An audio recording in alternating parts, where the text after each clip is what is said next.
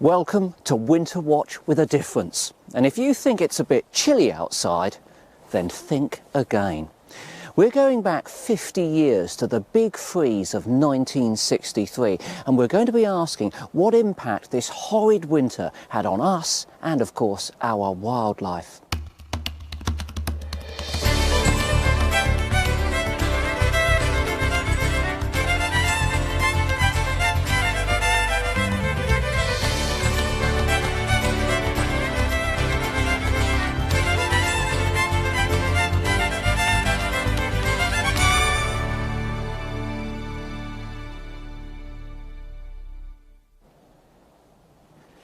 As a naturalist, I really love winter. There's all sorts of exciting things going on, from the simple, like the barking of foxes or the hooting of tawny owls, through to some of our greatest natural spectacles.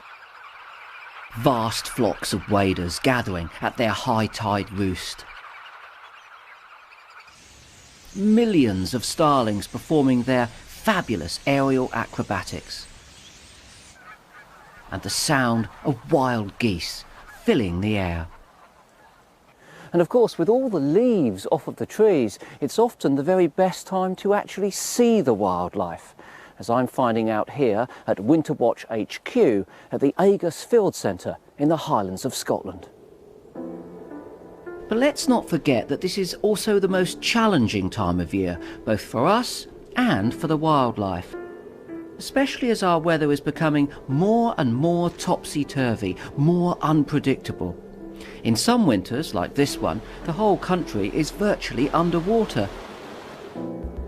But in others, Britain is covered with ice and snow, as in the winter of 2010.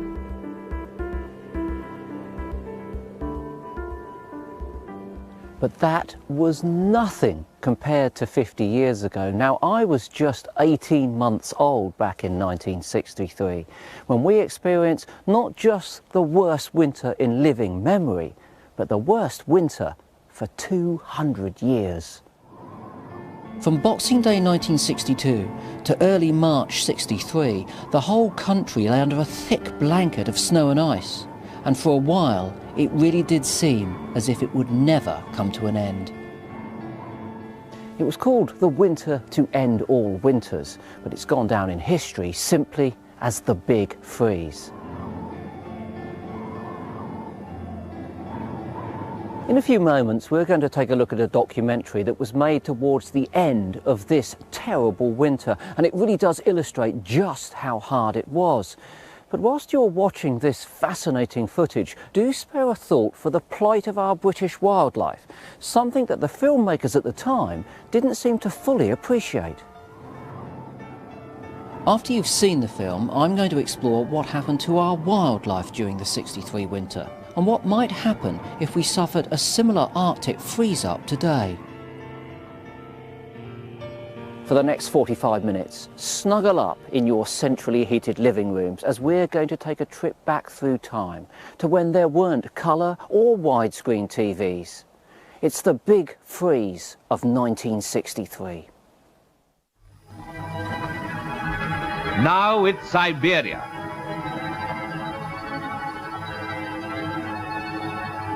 Worse for 82 years, more to come.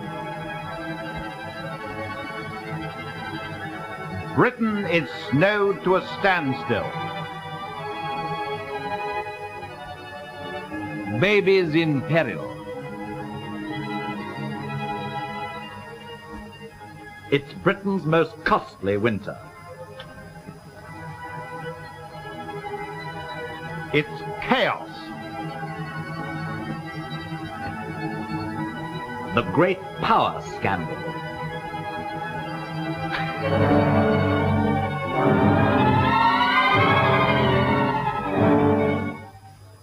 For London, it was the coldest January since records were first kept in 1841. For Manchester, it was the coldest since records were first kept in 1888. For Aberdeen, it was the coldest since at least 1895. For Southampton, Bognor Regis and Worthing, it was the coldest since their records were started in 1900. When you've been through the sort of weather we've all endured for these last 7 weeks, there's some gratification in knowing that it's been more than just bad weather. This one has already earned its place among the 5 most spectacularly bad winters of the last 100 years. It will go down in history and folk memory as that terrible winter of 1963. The events of it have hit us in a series of nasty, cold, isolated chunks. But if you put them all together, they form a continuous and developing story. It is this story we're now going to tell. By the way, when we talk of temperatures, we'll be using the old Fahrenheit scale. The big freeze began on December the 22nd. On December the 24th, Christmas Eve, the BBC's 1 o'clock news bulletin said this: "It is snowing heavily in parts of Scotland, and Glasgow will be having its first white Christmas since before the war. In southern England, there is a chance of snow, but it won't be coming before Boxing Day." The forecast was right, and for most of Britain, the 26th of December turned out to be everything a Boxing Day should be. The snow came down and lay where it fell, and the holiday was somehow complete. The new white world created in the night was something to be enjoyed for the sake of Christmas. Snow-covered buses still ran, and there was no reason to think that this was anything more than just another cold snap, like last year or the year before. If from our fire course the whole thing was just perfect, the more the better. Now this was beginning to look something like a winter.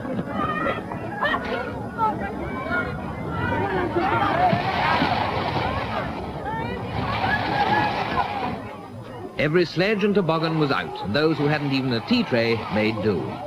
This was a holiday, and although it may seem fantastic now, far from spoiling the fun, for most people the snow just completed it. So far, the snow was fun.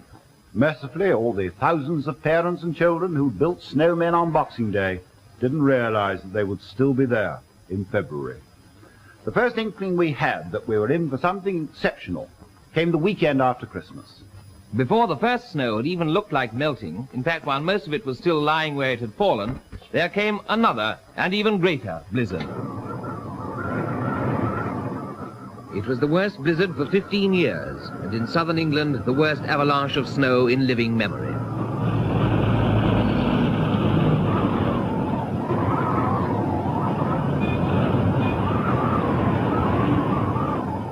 Again, it was the southwest that bore the brunt, but it swept all the south and east of England.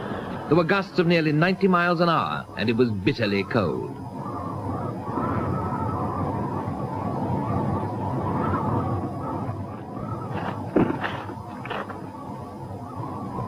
The wind was so cold that the sea froze on the Essex coast. In places, temperatures went down to 19 degrees. It was in this blizzard that 3 people died battling against the snow, and 2 more were suffocated in a snowbound car.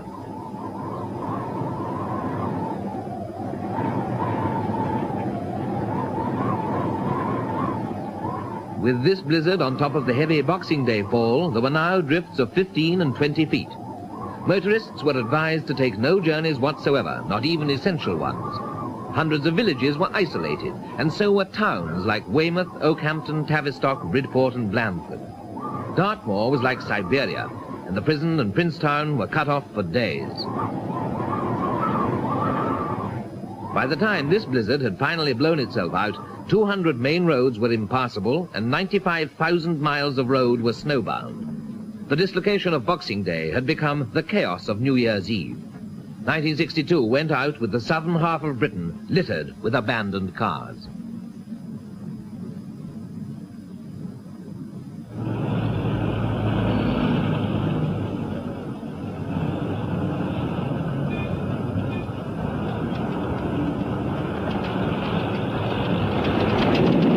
In the last few weeks, most of Britain's motorists have gained a lifetime of experience of driving in snow. The Boxing Day snow had caused bad enough blockages, but that had been at holiday time. Now we were shivering to work again, and a way had to be cleared for essential supplies, lorries to docks and factories and shops, routes for buses and coaches, and so on. But the residential roads, the roads where most of us live, they didn't have that sort of priority. By now, the pedestrian, like the motorist, has had plenty of experience in coping with snow and ice. We've learnt the hard way. To add insult to injury, many dustbins weren't emptied for 3 weeks. We discovered that our dustmen were also the road-clearing party. This was the result. We were even accused of causing a milk bottle crisis by hiding our milk bottles in the snow. Finally, after 5 days battling, milk roundsmen had to take the day off from exhaustion, and 15,000 London housewives went without milk.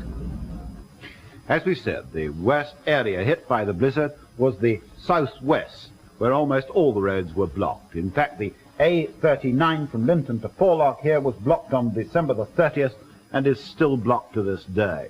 It was a similar story of abandoned vehicles and snowbound roads in Wales and the Midlands.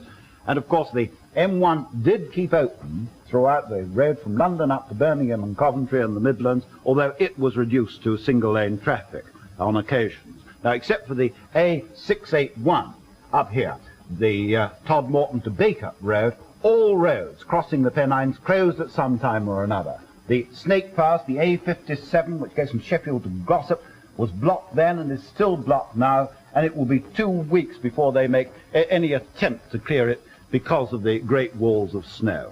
Scotland, of course, was badly hit up here. The A939, for example, which goes from Cockbridge to Timontoul, and the A941 from Dufton to Rhynie, the roads there are blocked and have been blocked for some 50 days so far this winter. And if, like me, you've been motoring down in the southeast of England, it's been almost as bad. During the days of the big blizzard, so few cars reached London from the outlying areas that the parking meters, usually crowded in central London, went begging. It was estimated that only 1 in 10 were in regular use. Road clearing throughout Britain was held up by a shortage of rock salt, or rather by snow hindering the deliveries of rock salt. The first snowfalls quickly used up stocks in the cities and towns. Some 1,100 tons went in Westminster alone in the first few days, and the lorries couldn't get through to replenish them. But it wasn't just our road system that was chaotic. There was serious dislocation on the railways too, as any of you who had to travel by rail that first weekend of the blizzard don't have to be reminded. The 11:20 a.m. newspaper train from Manchester down to Brighton was snowed up for 2 days. Now, perhaps you grumbled, like the rest of us in London, at the tubes running up to 50 minutes late because of snow on the exposed part of the line.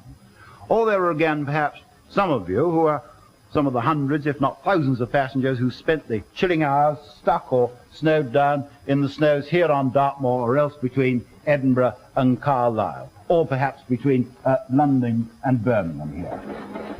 The tracks disappeared under drifts of snow, but the trains miraculously kept moving, or at least most of them did. But points froze everywhere, and in many places rolling stock froze solid and refused to move. There were casualties. In Lancashire, a signalman collapsed and died in the cold on his way to work. On Boxing Day, 18 people were killed and 30 injured when the Scottish Express in a snowstorm ran into the back of a slow train at Crewe. On all regions, trains were cancelled or delayed. In many cases, it was a matter of waiting for the ploughs to get through.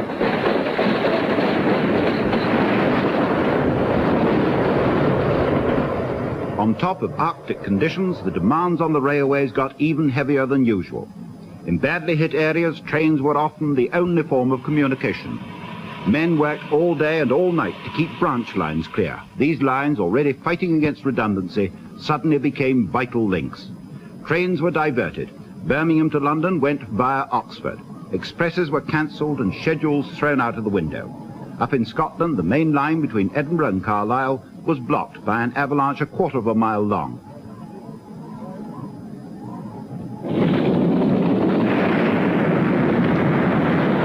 Not until hundreds of tons of snow and rock had been blown onto the line was it considered safe to start shoveling.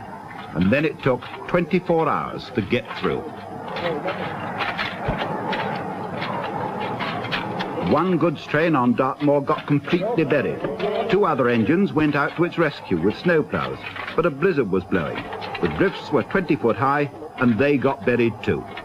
After which, the whole lot froze solid, and it took 80 men over a week to dig them out and get them running again. Luckily, this wasn't the main line. If things were bad on the railway, they were equally chaotic at airports. Planes were frozen in. At London, one runway was kept going, and flights were cancelled by the dozen. BEA lost £250,000 from cancellations.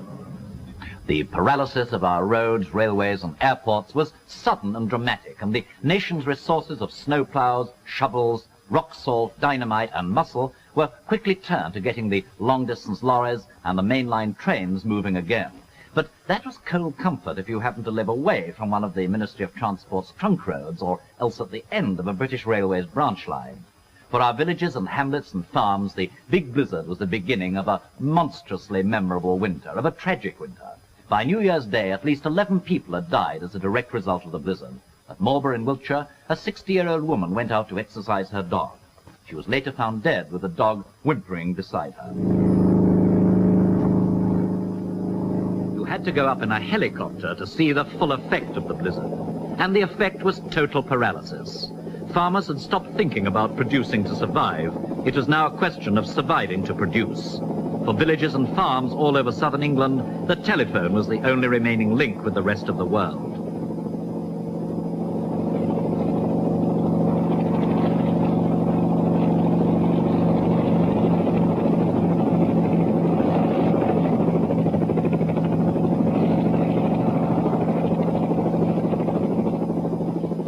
Britain was no longer one island surrounded by water. It was hundreds of islands surrounded by snow. Many places were running short of food.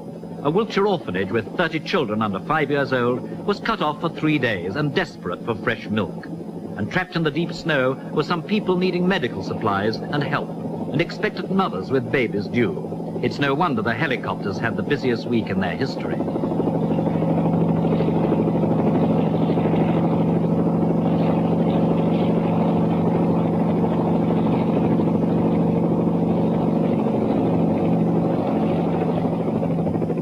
Devon and Cornwall were worst hit, but people were marooned all over the country. 14 were stuck in a pub with a shortage of everything except whiskey. Others weren't so lucky. The helicopters got supplies through to the prisoners of Princetown, who by now included all the prison officers and the whole population of the village as well. As blizzard followed blizzard, more and more farms needed supplies from helicopters. Medical supplies, fresh vegetables, baby foods, even a load of coal on one occasion. If you were snowed up in the countryside, you really were snowed up, sometimes to the eaves. People in towns who complained about clearing the front path never had to undertake an engineering project on this scale. But farms have to get food out as well as in. Many couldn't even get it out of the ground, and when they did, they couldn't get it away. That was when we had the vegetable shortage. Prices of cabbages and carrots and potatoes shot up. Over half the nation's broccoli crop was destroyed. Sugar beet factories closed for lack of supplies. The milk situation was nearly desperate. Dorset farmers threw away 250,000 gallons in 3 days because milk lorries couldn't reach collecting points. And of course, there were the animals. 6,000 of them on Dartmoor went without any food for 4 days. Again, only helicopters could help.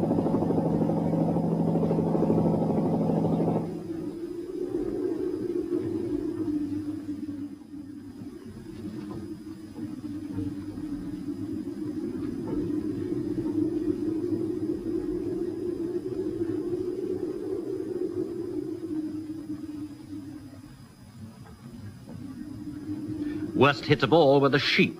In the murderous winter of 1947, 4.5 million died. Nothing on that scale has happened yet, but it's been a terrible time for lambing.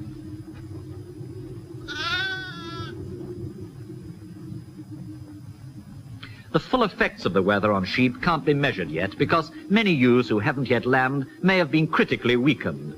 But other animals who look less well equipped for the snow have fared better. All the deer in Richmond Park have come through, but they've had to have 3 times the normal amount of supplementary feed, and still they're getting thinner. All the same, the picture isn't one of universal dumb misery. These 3 stallions in Norfolk, for instance, had a high old time in the snow.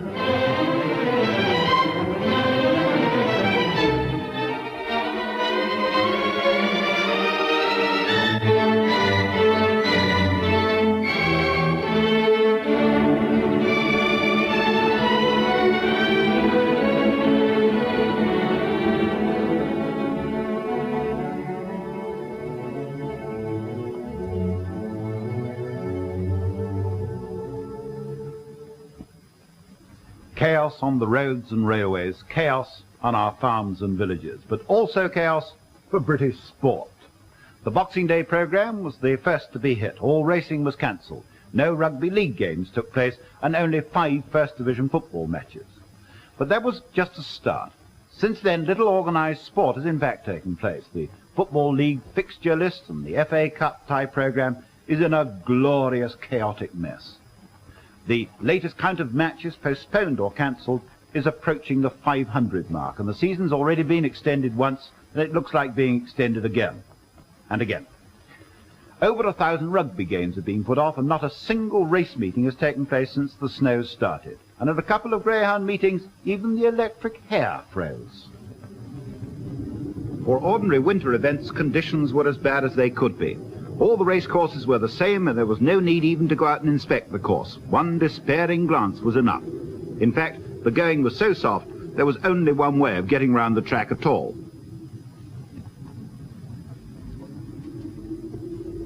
A few horses did manage to get some exercise, but the majority were snowed up in their stables. The big joke was football. At least it was a joke for some people. If you were a manager, a player, or a pools promoter, the laugh became increasingly more expensive as the fixtures came and went unplayed. When it came to making the draw for the cup, the proceedings had a distinct air of farce. It became a case of the winners of the match between A or B will play at home against either C or possibly D if it thaws, and it didn't. Shovelling continued more as a gesture than anything else. One rugby league ground was cleared by using £500 worth of chemicals, but for most it was useless even to try. At Murrayfield, Scotland managed to play by using their new electric heating system, and the boys of Chelsea soccer team finally got themselves a game by fixing up an away match with a team in Malta. Others had to content themselves with decisions from a panel of experts under Lord Brabazon, which decided who would have won the matches if they'd been played. But for most of us, Saturday afternoons were the time for the big dig-out, the business of finding your own car, thawing it out, and finally persuading it to move. With no sport to distract father, it was a case of find the shovel and get clearing.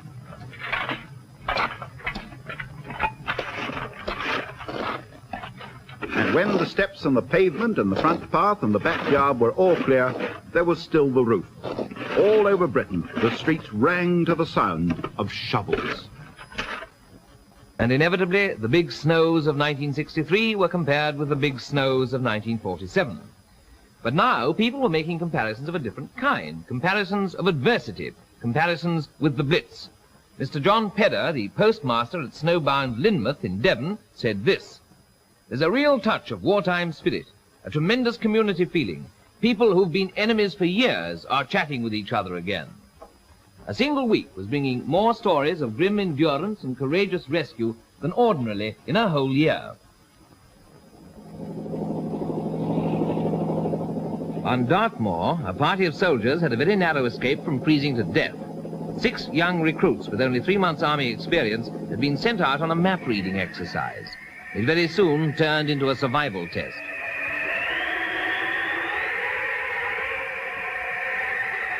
After 2 days of blizzard and 18 degrees of frost, 2 of them were finally located and rescued by helicopter. They were in a pretty bad way, but not as bad as the other 4 who were found here in a deserted house. After their tent had blown down in the gale and their boots had frozen so that they were impossible to get on, the 4 men had struggled to shelter in their stocking feet. 3 of them had to be carried out to the helicopter.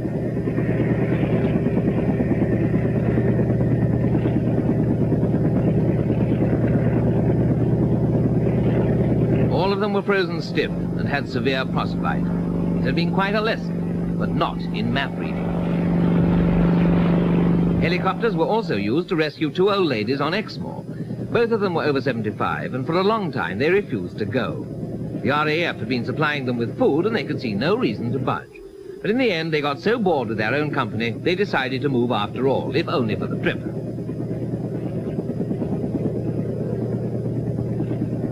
In Monmouthshire, there was another urgent job for helicopters. Here, it was to pick up electricians and carry them and all their gear out to one of the most desolate spots in the country.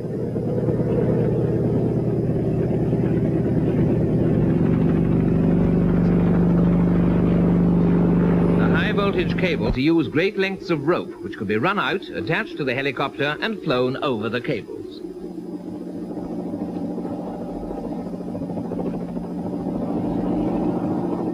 With the rope looped over the cables, the men set out to walk, pulling the loop and knocking the ice off as they went. It was a long and bitterly cold operation, but it cleared the wire and kept the steelworks going.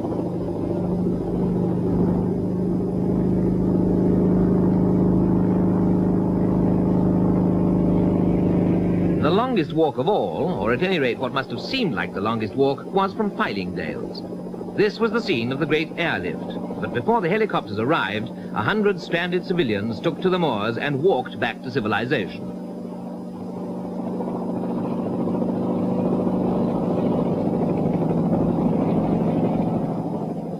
It was only 4 miles, but the drifts were 14 feet deep and the snow was very soft. By the time they reached the railway, most of them were done in. Luckily, the line was still open and they reached home by train. With racing cancelled, the betting shops were as deserted as the courses, but not in Doncaster. Here, a bookie had the brilliant idea of running his own races on the premises. The mice did show a tendency to fall off the course, but the money changed hands, which, after all, is the only part that matters. By about the end of the first week in January, the story began to change. Up till then, it had been the story of snow. Now it turned into the story of ice. We'd already had blizzards on an almost unheard of scale. Now the unrelenting frost. Nothing thawed, nothing melted, and the frost went deeper and deeper into the earth. The roads and railways had had their turn. Now it was the waterways. Ice 2 feet thick on the River Yare stopped shipping between Norwich and Great Yarmouth. The car ferry service to Fishbourne in the Isle of Wight was stopped because of dangerous pack ice. At Torquay, the sea froze as it crashed over the promenade. The channel froze at Dover and Eastbourne, and across at Dunkirk, the ice stretched for 5 miles, so it looked as if we were going to be joined with Europe, whether de Gaulle liked it or not. At Windsor, a man was seen riding a bicycle on the frozen Thames. At Kingston, the Thames froze from bank to bank for the first time since 1895. At Oxford, one Charles Easter drove his Austin 7 across the Thames to work. The first car river rally ever was held on the Thames at Bablock Hythe. A school of mullet was frozen in the ice at Southampton Dock and provided a freshly chilled picnic for some lucky gulls. But it was surely those 2 commuters skating to work in Leicestershire that provided the picture of the big freeze. The canals froze first, just about all of them. The Grand Union was a strip of ice running from Brentford to the Midlands. But the bulk of our water transport goes along natural waterways, and most of the busy ones stayed navigable, just.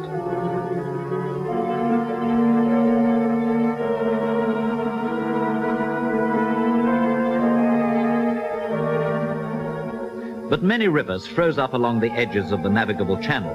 On some, the ice was 2 feet thick, and an iceberg 10 feet high was sighted at Greenwich. It grew so cold that diesel oil froze solid and beer and lemonade bottles burst.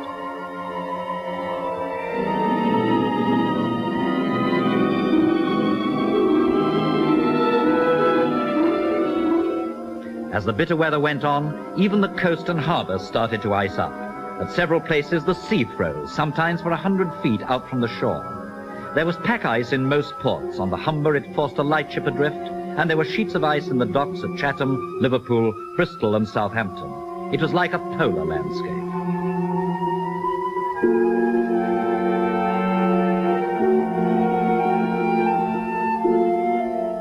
Ships at their moorings were frozen in everywhere, and some underway stuck fast. At Walton, lifeboatmen couldn't get to their boat for the first time in 40 years. Car ferry services were cancelled, and so was the London-Paris train. The coastline of Britain was like an enormous deep freeze.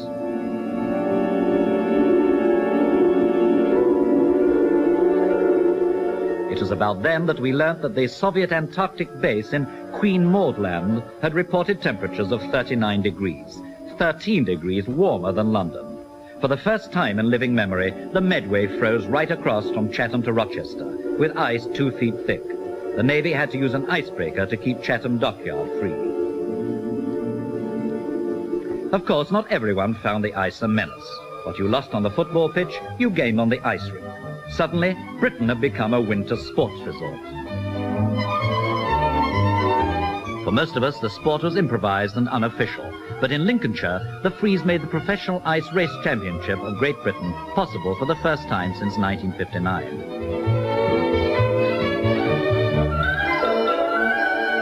At Ruislip, the water skiers managed to adapt themselves to the new conditions.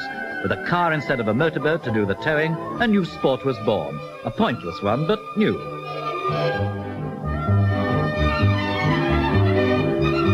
It is also perfect weather for another, more orthodox winter sport, ice yachting.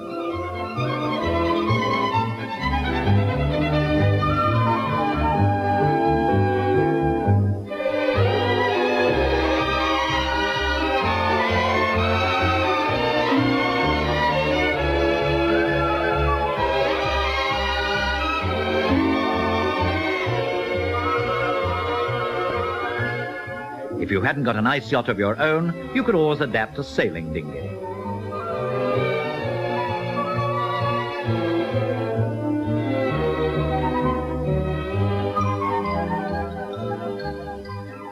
It froze so hard that, for only the second time since 1935, the great curling bonspiel, the grand match, could be held on the Lake of Menteith. There were nearly 2,000 competitors. Motorcycle scrambling was one of the few outdoor sports that could carry on uninterrupted by the weather. It set new problems, but it also gave it a new interest.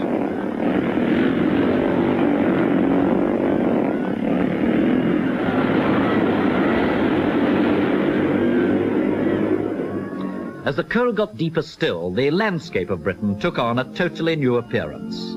One result of the deep and enduring frost was to produce fairyland sights no one had ever seen, and no one may ever see again. This waterfall on Exmoor hasn't looked like this in living memory.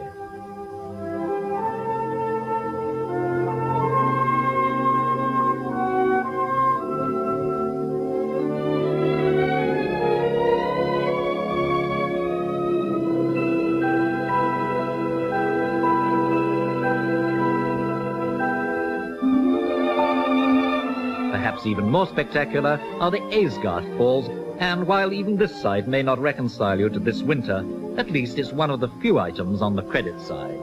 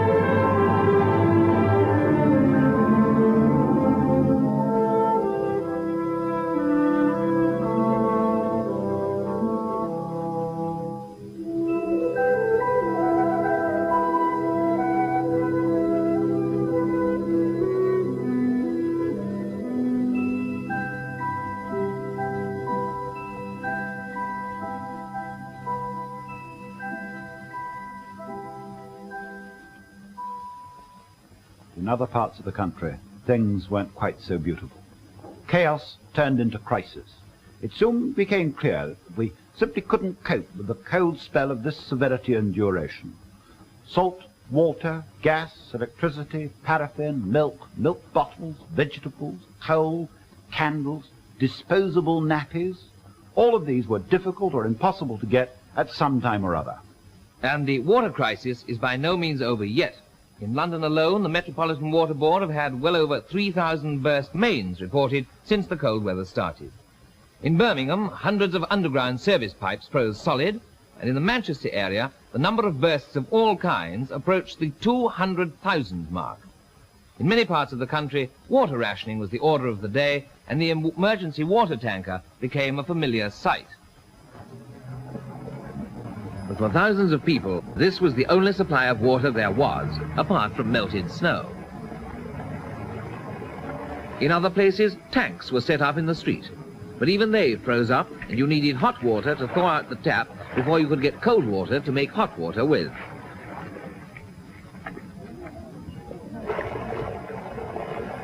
And after all this, when you'd found enough buckets and kettles, carried them along the street, filled them up and carted them back again, you still couldn't do the washing up because the waste pipe was frozen and the water wouldn't run away.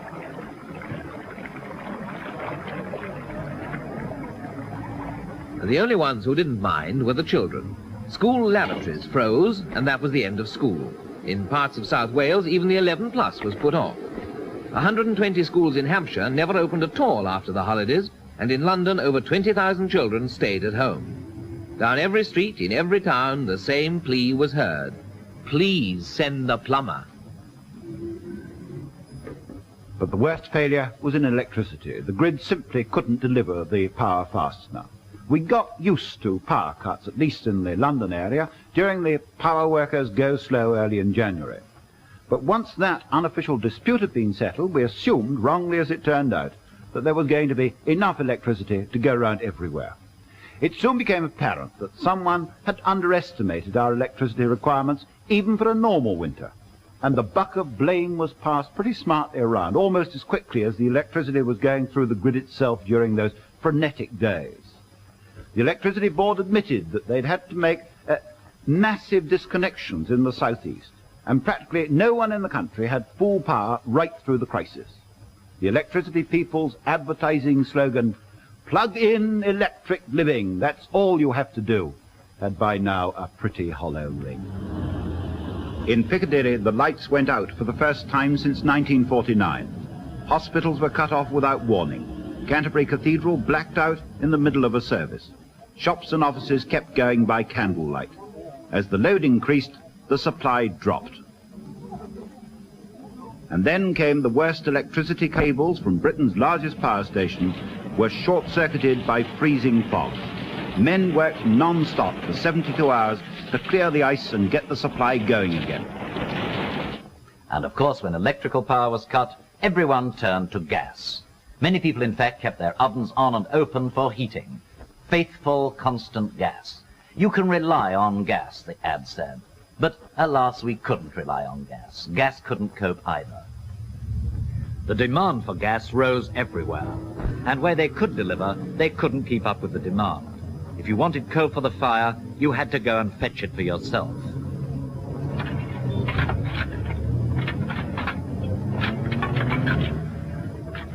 Reserves at the coal yard shrunk. The solid frozen heaps got smaller and the demand became more desperate. But the coal couldn't get through. Coal for gas for industry, coal to run the railway engines to pull the coal trains, coal to make electricity, and after that, coal for the ordinary consumer, the old and the sick, the ones who depended on coal to keep warm. And when the coal did arrive, it was frozen solid in the trucks and had to be thawed out before it could be unloaded.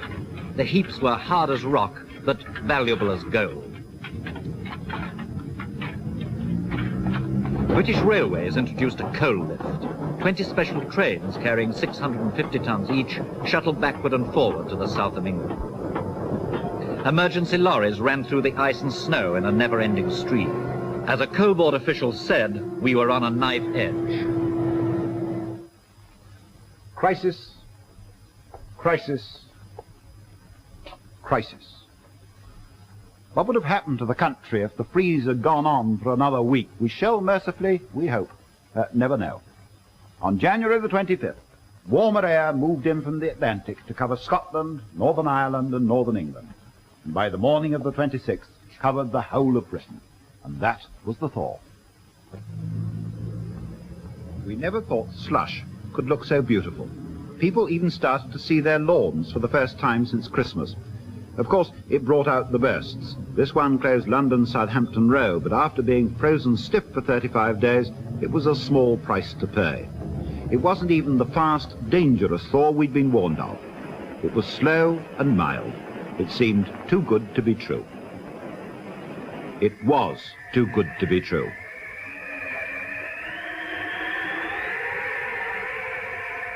Three days after the thaw, the freeze was back with a vengeance. The blizzards followed. Again, the West Country took the first onslaught, but Wales caught a packet as well.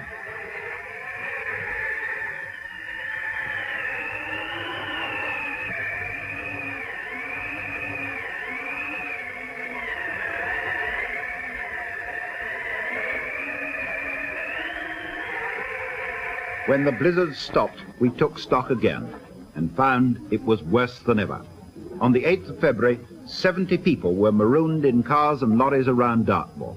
If they'd gone by train, they wouldn't have fared much better. 30 people were trapped in a train on Dartmoor too, 50 in Argyllshire and another 18 in Ayrshire. The London train was 8 hours late to Edinburgh. London to Stranraer passengers were 17.5 hours late. All the same, rail travellers were at least spared the ultimate indignity.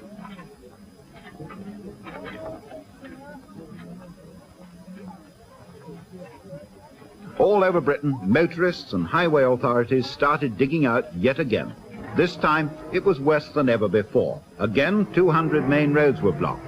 And now, not 90,000, but 130,000 miles of highway were obstructed by snow, most of them paralysed. Scotland and Cornwall were completely cut off. Again, there were large-scale rescue operations. The chief one was the relief of Whitton Down. This party of Royal Marines from Lympstone were digging their way to the village where 100 motorists and lorry drivers who'd abandoned their vehicles had taken shelter from the blizzard. When it was over, 5 feet of snow had fallen, and it was known they were desperately short of food and blankets and that the power had failed. Whitton Down wasn't equipped to take on 100 cold and hungry visitors. The Marines couldn't get through on the first day, and nor could the snowplows. It was learnt that most of the castaways were spending the night in the village schoolroom. Next day, the snowplows were at it again.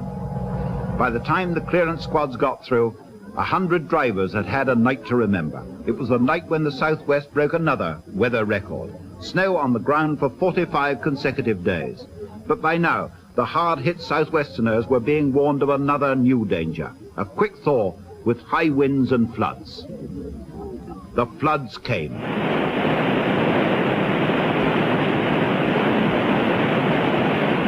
The river near Boscastle in Cornwall burst its banks, and a wall of water 4 feet high smashed through the village. Flood warnings were out all over Devon and Cornwall. The blizzard was still raging in Scotland, and in Boscastle they'd have willingly had it back in exchange for this. Of course, the freeze has had its lighter moments as well as its tragic ones. And in the years to come, most of us will have some kind of story to tell about the great winter of 1963. But it was left to the wife of the Minister of Power, Mrs. Richard Wood, to supply the bathos of the big freeze. I refer, of course, to the tale of the black woolly pants. While her husband was bothering himself with power cuts, gas rationing and coal shortages, Mrs. Wood was quoted as saying that English people don't wear enough clothes, and she allowed herself to be photographed in black fishnet tights and black woolly pants with a little bit of white trimming at the knee. The big freeze has happened. It takes its place in our history, but how did it happen? What's the explanation that our weather experts offer as the cause of it all? Well, stage one. On December 21st, this Siberian anticyclone started to move in our direction. But the westerly Atlantic winds, which usually keep it at bay, suddenly weakened, and the Siberian anticyclone moved right across to us. And by December 22nd, it had hit us. It was here, and the big freeze had begun. Then stage two, another anticyclone that usually stays in Greenland up here, came down to join the Siberian one, and this brought a lot of freezing air from the North Pole with it. That was the Boxing Day snow. Then came stage three. The weekend after Christmas, a belt of warm air tried to get up from the south. But by now, the cold front here was so dug in that it beat back the warm air. The result of this was a clash, and the blizzard, which particularly struck the southwest. Then came stage four. On January the 4th, the warm air tried once again to get up to us. It got a bit further this time, but the cold air stayed dug in, and the warm air went over the top of the cold, so that you got this curious layer thing, and the freezing rain was the warm front raining through the cold underneath it. On January the 14th and 15th, it came stage 5. Now, the two anticyclones, the Siberian one and the one from Greenland, split and started to go back where they came from. Now, what should have happened was that it should have let in this warm air from here, and there should have been a thaw. But, oh no, because on the night of January the 15th came stage 6. the warm air changed its mind. It didn't come down to us at all. It veered right away from us and went down here towards the Bay of Biscay and the Atlantic. And the Siberian anticyclone, finding everything clear again, moved into the attack once more, and the blizzard began all over again. The air got colder and colder, and the really deep freeze was on. Anyway, that's how it happened. But why did it happen?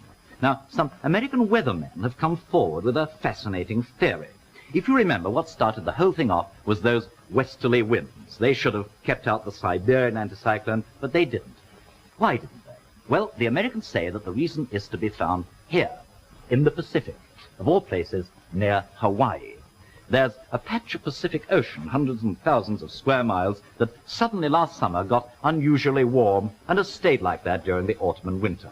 As a result, so much moisture has been sent up into the atmosphere here that it switched all the upper air currents and exaggerated their north-south swings, so that the cold air's been sent up, first up the north and then plunging down right down here to the south. In fact, the Gulf of Mexico has had an unusually bad winter, and swung up again and then down, descending on Europe. So they say we can blame the freeze-up on the Hawaiians. And what does the big freeze cost? First, in human life. The latest unofficial estimates for this country put the death toll at 120, directly attributable to the very cold spell. The severe weather filled the nation's hospitals, and in the London area, the emergency bed service's red warning was in operation. Hospitals refused routine admissions so as to cope with emergencies. Babies and old people were particularly hit by the intense cold, but on the other hand, the rest of us have evidently had fewer common colds and flu this winter. Insurance claims for snow and ice damage are expected to top £15 million. The road clearance bill is expected to come to over £20 million. It's £3 million at the most on average. And millions more will have to be spent in repairing the roads and motorways cracked by the freeze. Building and construction work has, of course, been at a standstill. In all, the interim estimate of the physical costs of the nation is said to be 150 to 200 million pounds. And many believe this to be an underestimate. But what the big freeze has shown is that the country is simply not geared to meet an abnormally savage winter. Techniques of snow clearance don't seem to have advanced much since the Ark, let alone since 1947, the last major freeze-up. Many authorities still don't stockpile much rock salt, although a process has been developed for storing it in the open without it caking. Again, most county and borough surveyors are still saying that the expense of mechanized snow clearance isn't justified, although the cost of the most sophisticated piece of equipment is tiny compared with the millions this winter has already cost us. A big snowplow and blower, for instance, costs £7,000. And now that the power cuts are, we hope, behind us, are we going to forget about that gap in our electricity supply? When pushed to it, at the height of the power crisis, the electricity people said it would need £90 million, the price, incidentally, of 2 Polaris submarines, to close the gap and give us a small margin of safety. Spreading this capital cost over 25 years, which is the normal accountancy procedure, it shouldn't add more than 7p halfpenny in the pound on every electricity bill, just the price of 4 candles. And what good has come out of the big freeze? So far, at least, one piece of parliamentary legislation is in the offing, and that is a long-last compulsory freeze-free domestic water system, interior plumbing, lagging, and so on. But only for new homes. It won't affect the 14 million old houses. Apart from that, we can only hope that the public and local authorities who are caught with their pants down will pull their socks up, if you see what we mean. For the rest of us, it's probably cured us of dreaming of a white Christmas for the next 10 years or so. And for the history book, there's one more spectacularly cold winter to set beside the famous ones, like AD 764, 1684, 1740, 1881, 1940, and 1947. During the day, it's been snowing in most of southern England and Wales, and we're told it's freezing too. But at least we've been through the big freeze of 1963. Part 1.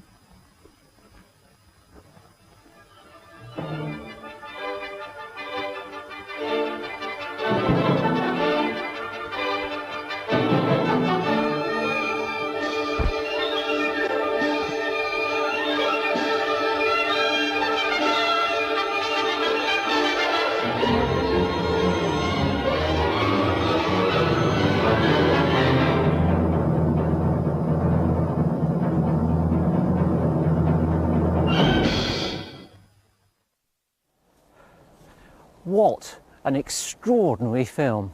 Amazing. And when you look at it, it's hard to imagine how we as a nation actually survived that. And if it happened today, I know one thing, there'd be a shovel shortage. But what that film didn't explain is what effect the big freeze had on our British wildlife. Winter is always a tough time for wildlife. It's not only the coldest time of year, but the days are really short and food is scarce. So wild creatures have to battle extra hard just to survive. Now some, like bats, hedgehogs and dormice, opt out altogether. They hibernate. Others migrate. Birds such as swallows and cuckoos leave our shores each autumn to spend their winter in sunny Africa. But many wild creatures can't hibernate or migrate, or they choose not to. For them, getting through the winter simply becomes a case of finding enough food to keep their energy levels up. For small birds like these tits, that means eating about 1/3 of your body weight every single day. It means feeding from dawn all the way through till dusk. Now, in mild winters, finding food is relatively easy. But as soon as there's snow and ice on the ground, then things get really, really tough. Even during the fairly short cold snap in winter 2010, many creatures struggled to cope, as a thick layer of snow made it much harder for them to find food. All of our wildlife suffered, but birds were especially badly hit. So just imagine what it must have been like for them back in 1963, when it wasn't just incredibly cold, with snow covering virtually the whole country, but also it went on for so long. But some birds didn't hang around to see how bad things were going to get. Large flocks of lapwings, starlings and thrushes were seen heading south almost as soon as the first blizzards hit. But they were the lucky ones. Those birds that stayed to wait for the thaw were soon in big trouble. Imagine being a wren, weighing just a few grams. Well, wrens have to eat almost half their body weight a day just to get through the night alive. And when the entire landscape is covered with snow and ice, that's really, really difficult. And of course, it's not just wrens. All of those other birds that were trying to feed on invertebrates were in trouble. Things like goldcrests and long-tailed tits. And these birds didn't die in their tens of thousands. Sadly, they died in their hundreds of thousands. But it wasn't just the small birds that struggled to survive. As we saw, across the whole of the country, virtually every stream, pond, lake and river was frozen solid. The impact on Britain's waterbirds was absolutely catastrophic, cutting off their food supply and leaving them with nowhere to go. Now, back in 2010, we saw that birds that depended on water could radically change their behaviour in order to try and survive. Normally shy birds, such as this bittern, became much less elusive as they searched desperately for something to eat. And water rails turned into ruthless predators. This one killed and ate an unfortunate meadow pipit. But of course, in 2010, we were only cold for a couple of weeks. Back in '63, the whole of Britain was frozen to a standstill for 2 whole months, January and February. And our waterbirds really suffered. Now, when things get cold and nasty, species like kingfishers normally flee to the south and the west. But back in 1963, this didn't happen, particularly because the south and west, as we've seen, was hardest hit, but also because the sea froze. So kingfishers couldn't even find a refuge there. And it wasn't just the resident waterbirds that suffered.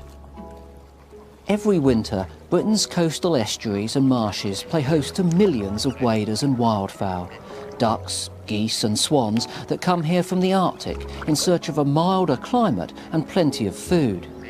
Now, most years that strategy certainly pays off, but how did they cope during the big freeze of '63? Well, these wintering wildfowl did manage to last longer than many other species of birds. They are quite tough, and they also managed to find a few patches of open water where they could gather and feed. But as the winter went on, even they began to struggle. There's no doubt that for these birds it was a really challenging time. So did any creatures actually benefit from the big freeze? Well, not surprisingly, with all of these birds dying, scavengers and predators did particularly well. So foxes, they were okay, and birds of prey like buzzards and kestrels, crows and magpies. But perhaps surprisingly, even some of our smaller species managed to get through by changing their diet.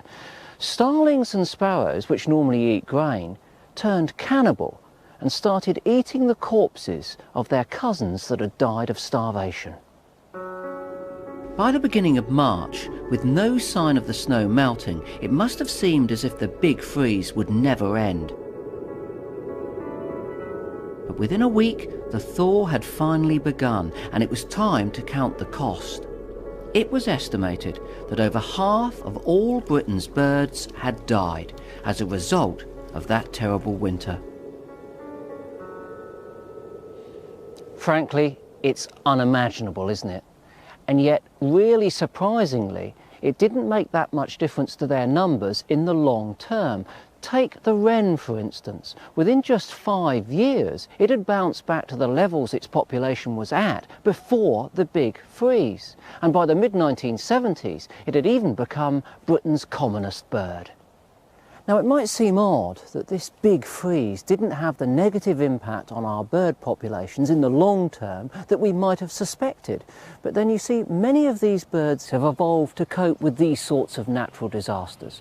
You see, they can have several broods a year and produce quite a lot of young. So as long as they can breed successfully, they can soon bounce back. But what would happen if we had another big freeze today? Which of Britain's birds would be the winners and which the losers? Well, our countryside has changed dramatically in the last 50 years, and as a result, I think that our farmland birds would be in big trouble. That's because in our desire to produce cheap food, farming is now so efficient that there are virtually no spare seeds or grain left in the fields for the birds to eat. On the other hand, birds that visit our gardens would probably do much better than they did in 1963. We now provide enough food to give them a lifeline, even in the hardest winter weather. So, in just half a century, the span of my own lifetime, things have certainly changed for Britain's wildlife. What an extraordinary story of how we and our wildlife lived through the hardest winter in the last 2 centuries. Will it ever happen again? Well, given that we're experiencing more and more extreme weather events, which scientists are putting down to global climate change, I wouldn't be at all surprised. Goodbye.